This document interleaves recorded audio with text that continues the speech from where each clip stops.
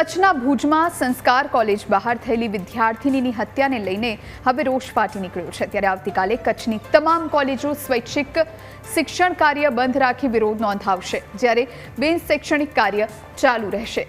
સંસ્કાર કોલેજમાં BCAમાં પ્રથમ વર્ષમાં અભ્યાસ કરતી યુવતીનું તેના જ પ્રેમીએ હત્યા કરી।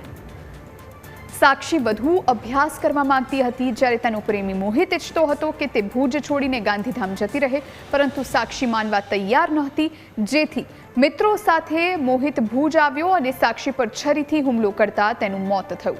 હાલ પોલીસે ગુનો નોંધી આરોપી મોહિતને ઝડપ્યો અને સમગ્ર કેસમાં વધુ તપાસ હાથ ધરી છે। સંસ્કાર કોલેજ ખાતે આ દીકરીને મળેલ અને ત્યાં આવવા એને સમજાવતા દીકરીએ કોઈ પણ સંબંધો નહીં રાખવા જણાવતા આ મોહિતે ઉશ્કેરાઈ અને સાક્ષીને ગળા ઉપર છરીનો ઘા મારેલ અને એને તાત્કાલિક હોસ્પિટલે લઈ જવામાં આવેલ।